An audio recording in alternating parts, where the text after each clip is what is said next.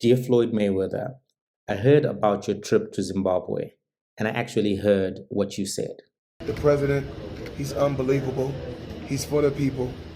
And I told him he has my support 100%. So we need to vote him. We need to vote him back in when it's for a great cause and when it's for the people. Let's get some things straight.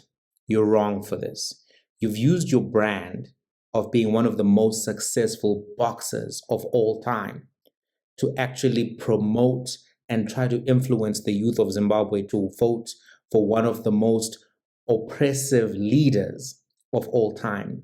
For 43 years, Emmerson, Mnangagwa, and ZANU-PF have been part of orchestrating violence, misleadership, and abuse on the people of Zimbabwe. You said three things.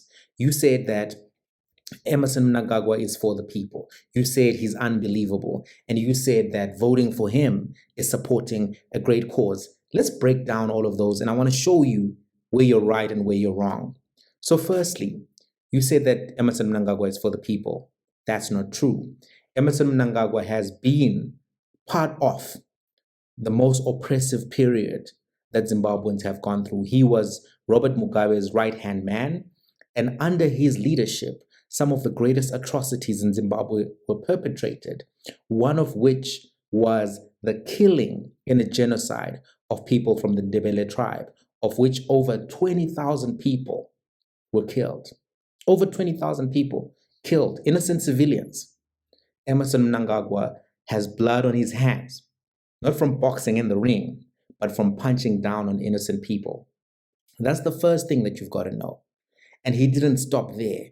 For the last 43 years, people have been suffering from intimidation, political violence, and his hand has always been somewhere. That's the first thing. You're correct when you say that it's unbelievable. I'll tell you why it's unbelievable. The level of corruption under Emmerson Mnangagwa has been unbelievable. The level of incompetence to run an efficient state has been unbelievable. They've broken down everything. Hospitals, the currency, all systems no longer function. There's no electricity, there's no water for days on end. That's because of your guy. It's unbelievable. And we found out earlier this year that your guy, Mnangagwa, is involved in looting the gold resources of the state of Zimbabwe. And instead of giving that money to the people, he's given it to himself and the people around him, some of whom are the people who brought you into Zimbabwe. That guy, Scott, that brought you into Zimbabwe, he is one of the people who are part of the gold mafia. And we know now that there's nothing that he's doing that is in the interest of the people of Zimbabwe. Didn't you feel strange driving around in all of those Rolls Royce and Bentley cars, but looking at all of the poverty around you? Didn't you feel a little bit of cognitive dissonance?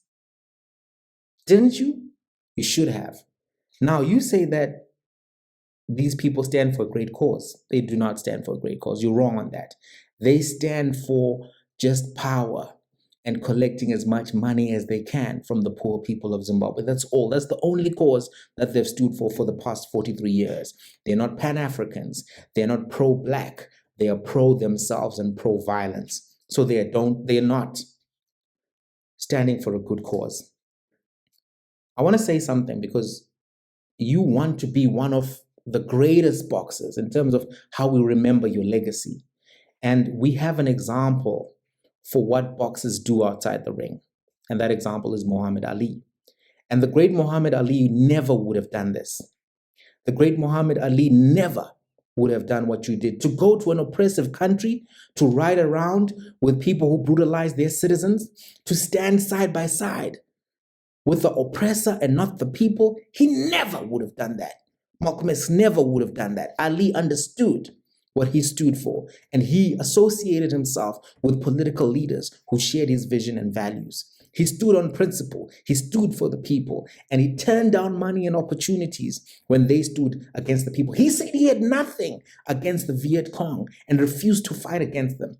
You fought against the people of Zimbabwe by siding with the oppressive dictatorship in Zimbabwe. You have disappointed many fans that you have in Africa, and you have soiled your legacy by associating with this cabal of some of the most violent, repressive, and corrupt people on the continent of Africa. I hope that you never do this again.